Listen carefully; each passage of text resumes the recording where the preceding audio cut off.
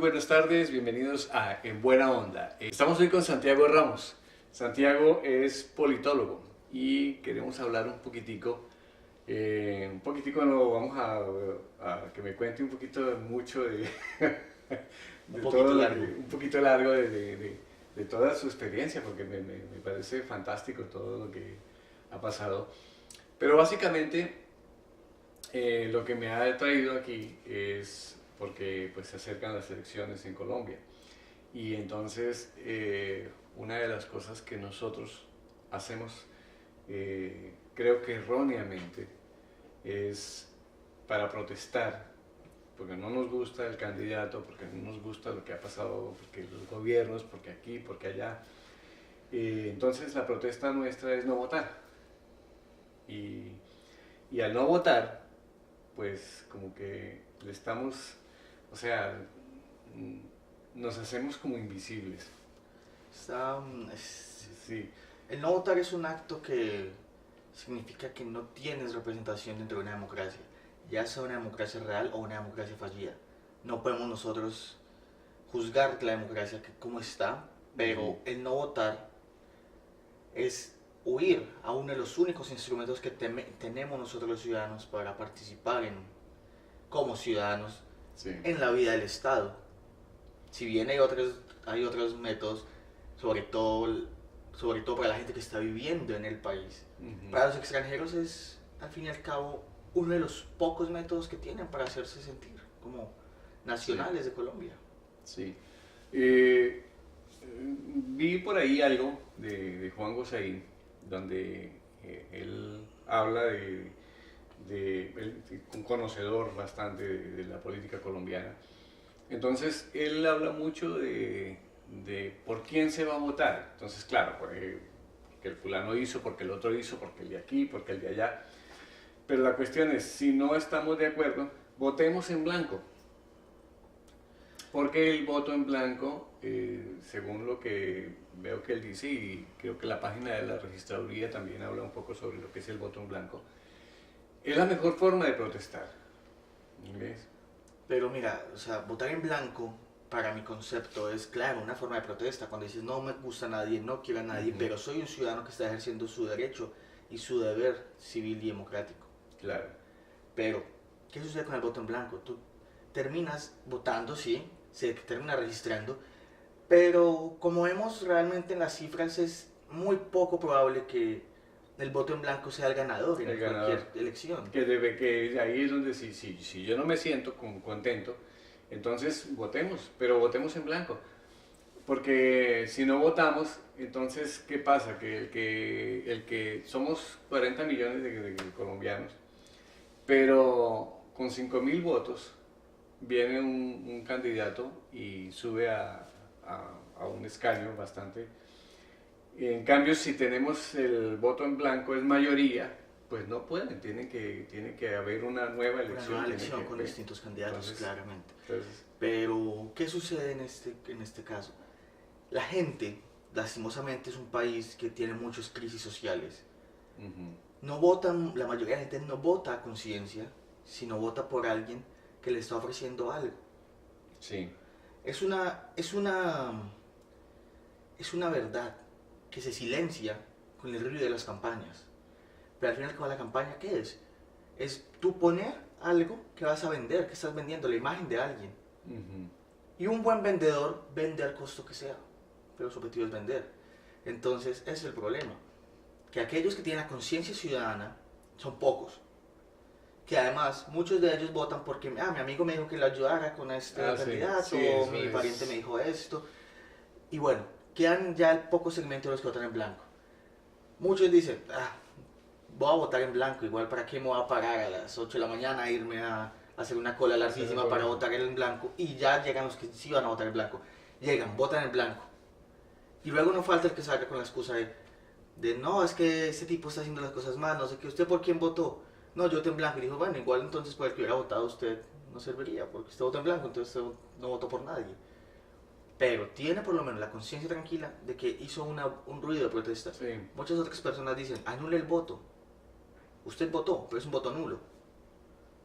No tiene tampoco valor.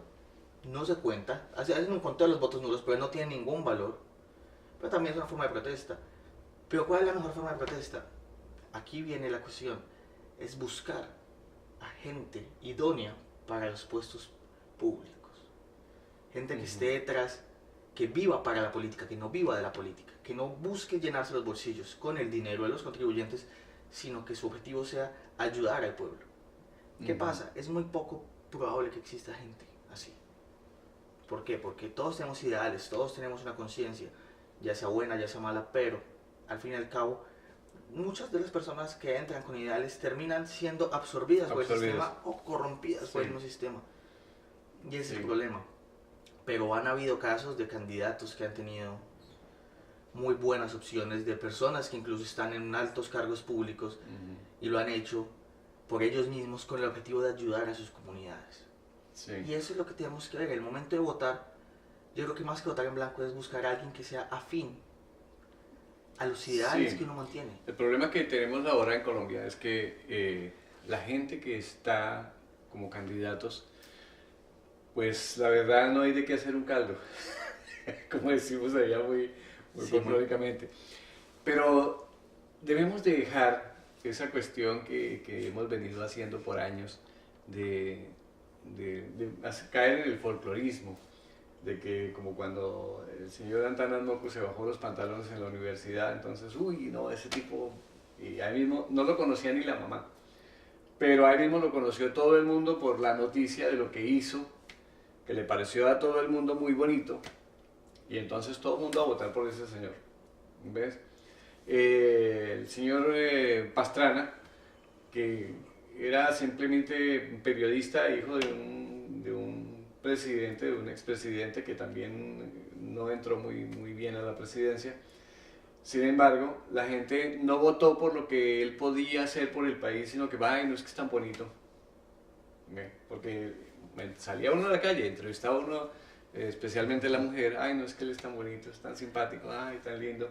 Entonces... No, si tú ves bien lo que te está diciendo, es la venta de un producto, que es una persona. Sí. Y si tú vendes el producto diciendo es que es bonito, y si esa es tu estrategia y te funciona, ¿por qué no hacerlo? Porque el objetivo de quienes hacen la campaña es poner a su candidato en ese puesto a como de lugar. A como de lugar. Ahí es cuando se pierden los valores, se pierde la ética, se pierde la moral. ¿Qué importa? Es vender el producto. Vender a una persona. Y vender a esa misma persona, no a una, ni a dos, ni a tres personas, sino a cientos, a miles, incluso a millones de personas en una cuestión como la presidencia de la República. Que si bien necesitan al menos unos 8 o 9 millones de votos. Teniendo en cuenta las cifras históricas del censo electoral y pues las personas que no van a votar. Pero es que volvemos a caer en la misma. La mayoría de la gente no vota. Sí, señor. Entonces, ¿qué pasa? El candidato con 5.000 votos se sube. Ese es el problema. Y mover 5.000 votos es fácil cuando la gente tiene hambre. Es un país con hambre. Es un país que tiene unos índices de pobreza altísimos, de desempleo, de inequidad social. Que es donde uno está viendo la situación. Un país que tiene oro, plata, que tiene esmeraldas, que tiene café, que tiene banano, que tiene flores, que exporta flores, que carbón, gasolina. Mira, tenemos un país cuyo ingreso viene, la mayoría, más del 50% proveniente de la explotación de materias primas no renovables, es decir, de la minería. De la minería. Más del 50% del país, del índice del país, del dinero del país, proviene de la minería. Es sobre todo petróleo, carbón, oro, en poca escala esmeralda, pero son muy famosas en el mundo. Pero es la minería el cimiento de la economía colombiana, más allá de la agricultura y muchísimo más lejos de la industria y de las prestaciones de los servicios. ¿Y qué pasa en un país donde la minería es el sustento? ¿Qué haga cualquier gobierno? Fomentarla, hacerla responsable y volverla a la base del eslogan de su gobierno. ¿Y qué pasa en Colombia en este momento, por ejemplo? Han cerrado la cantidad de minas que usted quiere imaginarse. Han cerrado, hay pueblos que han votado consultas mineras con 90-95% de votos en contra de la minería. y se está haciendo un negativismo sobre la minería, que si bien sí tiene repercusiones ambientales, pueden ser controladas. Y suceden dos factores ahí. Primer factor, cierran la mina legal. La minería no se va a acabar porque la Sí, cierren. Van a llegar cierran. ilegales, van a Sí. explotarla y van a hacerlo irresponsablemente. Y el segundo factor que sucede, van a quedarse mucha gente sin empleo, va a caerse la economía y termina esa gente que haciendo, recurriendo a las maneras más rápidas de ganar, que terminan siendo maneras delictivas, sobre todo en un país donde la delincuencia y los índices delictivos son muy altos, mayor productor de cocaína del mundo, país donde los carteles de las drogas durante más de 20 o 30 años han estado en constante conflicto. Entonces es un problema, o sea, es un país donde no fomentan la economía limpia, sino que están en contra de ella, ponen muchas repercusiones, muchos permisos, muchas licencias, tienes que sacar miles de papeles, tienes que pagar cientos de impuestos para poder abrir una mina, luego antes te la cierran. Entonces, ¿tú qué estás haciendo? Las personas que juegan limpio, las personas que están haciendo las cosas bien, no tienen oportunidad. No tiene oportunidad. Y las que hacen las cosas mal sí tienen oportunidad. Entonces, una persona, al fin y al cabo, no les importa por quién votar. Votan es por el amigo, el que se me va a ayudar a hacer tal cosa, se me va a facilitar esto. Termina volviéndose un conflicto de intereses, una cuestión de interés. Sí. Yo le doy a usted tanta plata para su campaña, usted me lo repercute cuando llegue al puesto público y usted consiga los votos como quiera. ¿Qué hacen? Contratan a un especialista en marketing, el especialista le dice haga esto, y contratan a un tipo tramposo que dice paguémosle a este tanto, compremos tal comida, llevemos tal orquesta musical a tal pueblo, luego movilizamos en buses, llegamos en los buses, que ellos voten, que nos certifiquen que votaron, que ahorita con las nuevas tecnologías, que saquen una fotico o algo, que nos muestren cuándo votaron, y listo. Y listo. Pero igual es el deber cívico de la democracia. Es una democracia, estamos votando por alguien. Colombia tiene varios problemas sociales, pero este problema termina basándose, y va a sonar un poco cliché, pero es un problema de educación. Y no es problema de la educación pública, no es problema de la educación en las escuelas, ni en las universidades, ni en ningún tipo de colegio. No, es un problema de la educación moral y cívica, desde las casas. Sí. Porque si yo le enseño a mi hijo, como dicen coloquialmente, el que no las hace las ve hacer. Sí, es cierto. En vez de decirle, no, tú tienes que hacer las cosas correcto. O Sí. cuando dicen, no, si no te avispas, te jodes. Sí. Termina siendo ese el problema. El vivo vive del bobo. El vivo y el bobo. Esos son todos esos refranes. Y si te das cuenta, es. todas son formas de decir lo mismo en cada una de las regiones de Colombia.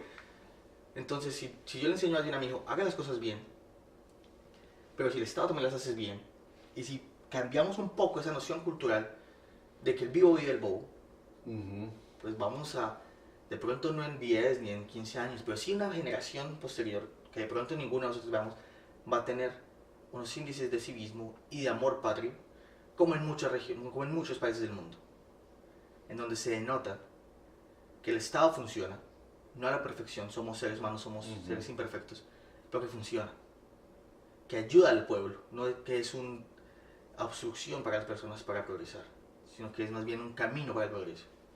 Y que ese mismo pueblo también está en esa línea. Van en línea, no están haciendo nada malo, no están en la delincuencia, no están en las drogas, no están en el terrorismo, no están traficando armas, no están traficando personas. Todos los crímenes que quieras imaginarte se dejarían de hacer. Sí. Es un poco utópico, es un poco idealista, pero yo creo que hay oportunidad, hay que dar la oportunidad, no podemos tampoco solo creer que somos malos y ya. El problema es que uno, todo esto que de lo que me comentas, ya uno lo ve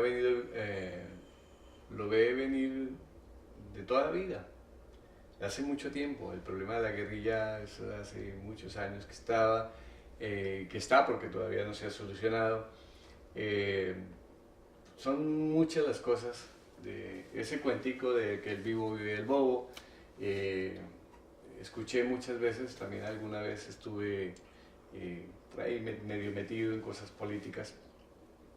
Y sí, uno oye la cuestión de que no, yo le voy a ayudar para que se suba a tal cargo, pero eso es para que se tape, ¿ves? Eso sí, si usted se cae, usted no me conoce. Sí, ese es problema suyo, yo le ayudé. Ese es problema suyo, yo le ayudo, usted no me conoce. No, si tú estás bien, sí. ayúdame a mí. Si tú estás mal, quédate Sí. mal allá donde estás, pero a mí no me gusta. Sí. Entonces, con esa mentalidad, con esas cosas. Y de pronto, yo recuerdo que algo, no me acuerdo de lo que hablábamos, cosas positivas, cosas buenas para el país, para ayudar a la gente, para que la gente se concientice de todo. Y no, usted con esos pensamientos usted no va a llegar a ninguna parte. Claro, porque van a decir, usted está diciendo puras cosas que no van a pasar. Sí, que no van a pasar. Y que son muy bonitas, pero que de ahí No, no pasan. pero mira, hay ciertos cambios que se pensaban imposibles y se han hecho. Entonces siempre queda la esperanza, es lo único que nos queda al fin y al cabo, ¿no? Sí. La esperanza de que pueda haber algo mejor. ¿Qué pasó, por ejemplo, en un país supremamente católico, con más del 80 o 90% de su población creyente, cristianos o católicos, y legalizan el matrimonio entre homoparental, el matrimonio Gay. entre parejas gays? Ujú. Era un imposible. Y un grupo de activistas gay tomaron las banderas, lucharon contra esto, llegaban hasta la Suprema Corte, llegaron al Congreso, llegaron a todos los altos ministerios y pudieron exigir un derecho. Un derecho, Que si bien la mayoría de la gente no está de acuerdo, ellos dijeron, nosotros también somos ciudadanos, tenemos ahora el derecho. claro. Y un grupo pequeño, un lobby, que no contaría en su inicio con más de 100 personas. Y llegaron a cambiar algo. Sin dinero al comienzo, luego ya con ayudas populares. Y lo hicieron. Es solo un ejemplo. En Colombia lo hicieron. Es solo un ejemplo. Si la gente se organiza, puede llegar a hacer grandes cosas. Si el pueblo se organiza, puede llegar a hacer grandes cosas. Y no es organizarse, salir a la marcha y, no, es que yo salí a la marcha para no, protestar. No, de- la organización no es de un día ni una marcha, no. Sí. Es una constante lucha para exigir los derechos. Pero empezar a educarnos también y a educar a nuestros hijos, a hablarles a nuestros hijos. No se toca el tema político, es prohibido. ¿Ve? No, y- A veces en las reuniones, cuando uno hace una reunión, una tertulia, entonces, no. Hablemos de todo menos de política y ni de religión. Esos temas no se tocan. Porque, ¿qué es lo que pasa? Nosotros, como seres humanos, somos seres políticos. La palabra política viene de la polis. ¿Qué es la polis? Es el lugar donde vive la gente, es el lugar, es la sociedad en sí. Ujú. Decía Aristóteles que el que no vive en la polis o es una bestia o es un dios. Pero el resto, todos tienen que vivir en la polis. Sí. Por eso decía, hay un son político, un animal político. Nosotros somos un animal político. Y la política termina siendo nuestra vida. La religión es la política, pero basada en reglas metafísicas. Metafísicas. Pero la política es como la religión, pero en la tierra. Es una cuestión de poder, es una cuestión de mandar, de dominar. O puede ser una cuestión en la que todos participemos y todos hagamos algo bueno, Que sería lo ideal. que es lo ideal. Y era esa democracia que tenían los griegos. Ujú. La democracia que tienen los Estados Unidos, o que tuvieron, Lo que lo que tuvieron. tuvieron desde sus inicios, que se ha Sí. podido tergiversar porque pues se ha vuelto algo más mediático, Sí. pero es esa democracia. Sí, donde la- el pueblo participa, la- donde la gente, todos tenemos el mismo valor y todos Claro. tenemos participación. Si bien los griegos, por ejemplo, pues solo eran los hombres que tenían propiedades y esto, la característica de Sí. ciudadanía, acá tú naces siendo persona. Y cuando cumples 18 o 21 años, ya eres un ciudadano en capacidad de exigir todos tus derechos y cumplir todos tus deberes para con el Estado. Lo mismo pasa en Colombia. Pero ¿qué pasa? Los derechos no se exigen y los deberes no se cumplen. Por lo que mismo que usted está diciendo, hay temas que no se tocan en la mesa, la política y la religión. Pero ¿cómo no vamos a tocar la política si es que todo es política? Sí, todo es política. Bueno, Y la gente atañe la política, la encierra y la pone solo en un tema que es el candidato, o hacia qué lado va más, a la izquierda, a la derecha, o más Sí. de centro, o hacia qué bandera con qué bandera te cubres, con la bandera del liberalismo, del conservatismo, del socialismo. sí. Entonces, no, eso es delimitar la política simplemente al carácter ideológico. Pero hay más características de la política. Sí.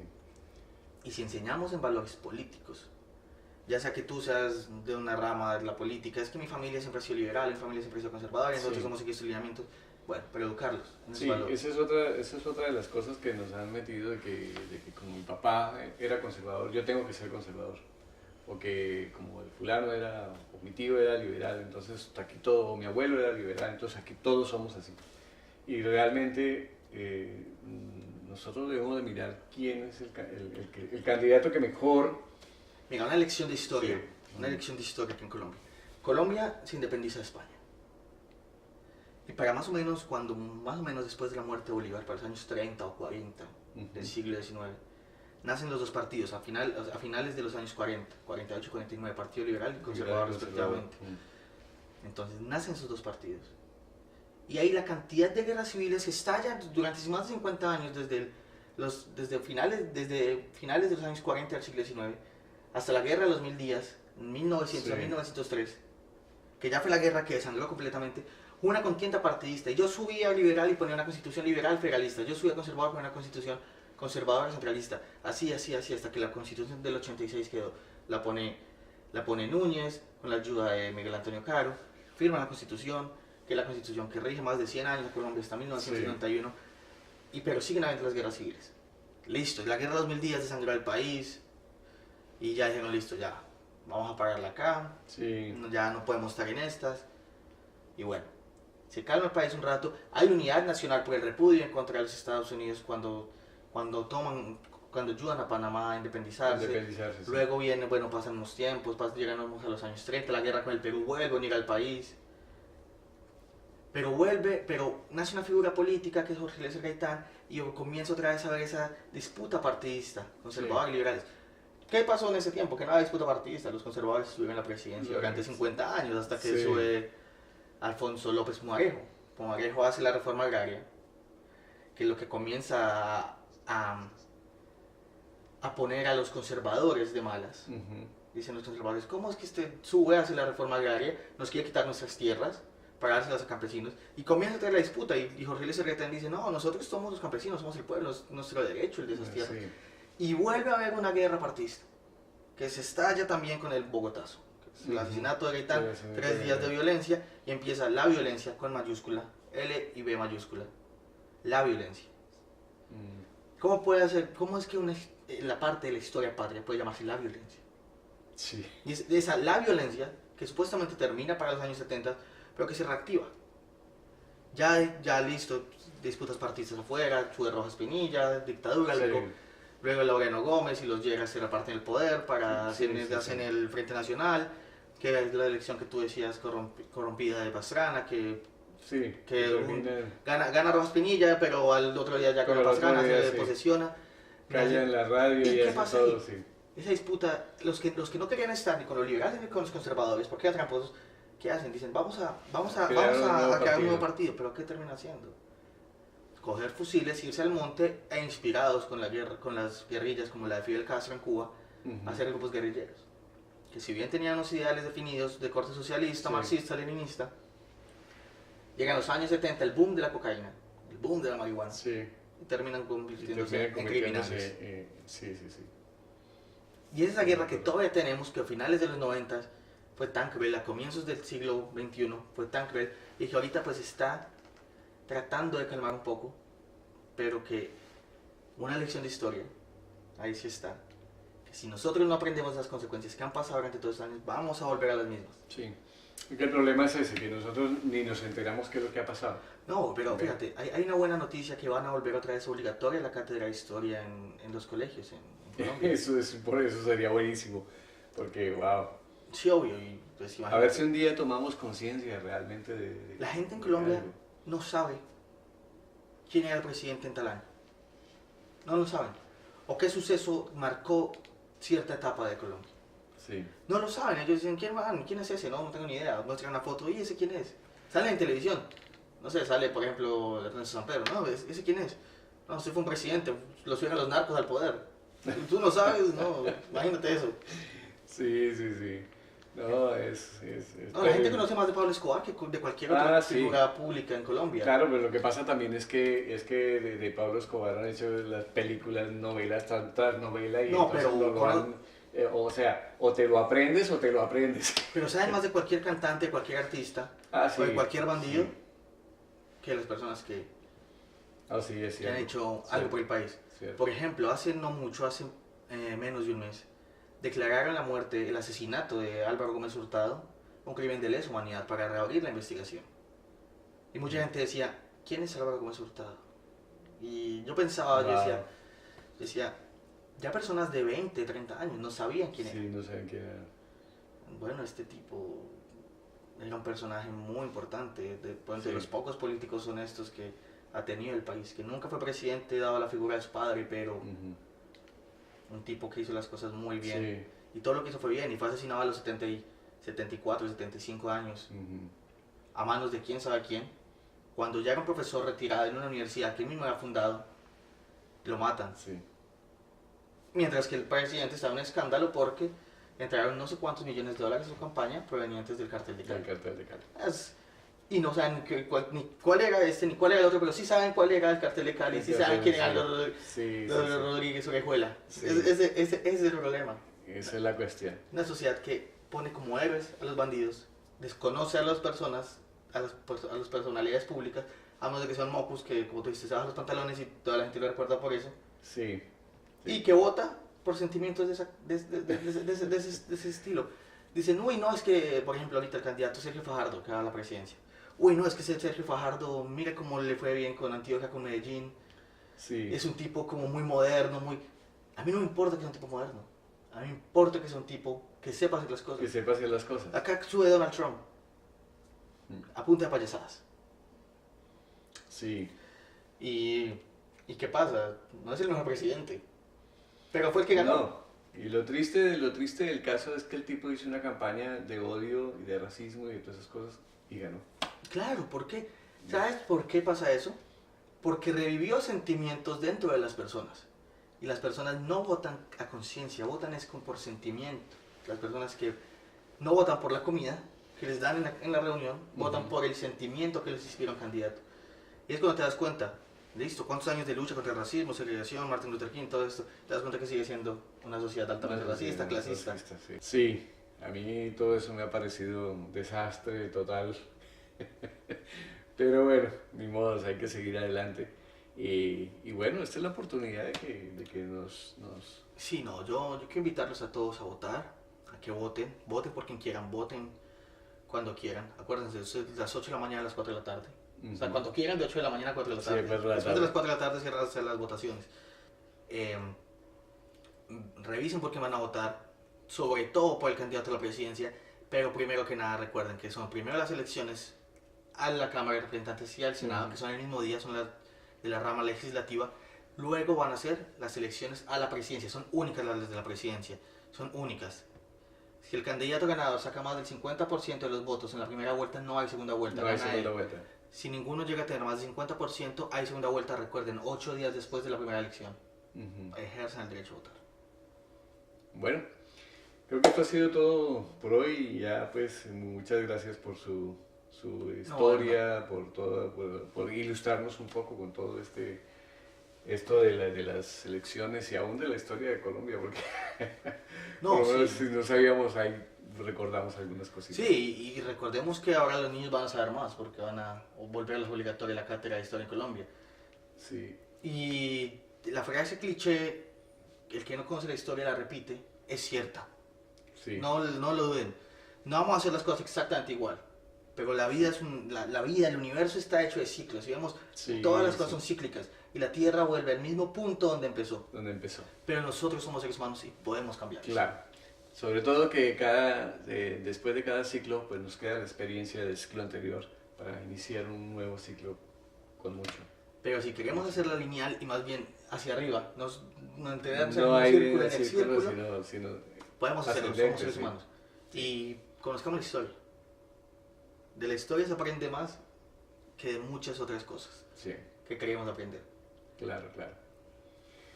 Bien, mis amigos, entonces hasta la próxima. Bueno, Esté muy bien. muchas Muchas gracias. Que esté muy bien. Y espero que nos vuelva a acompañar más adelante. Claro que sí, sí señor. Bueno, chao.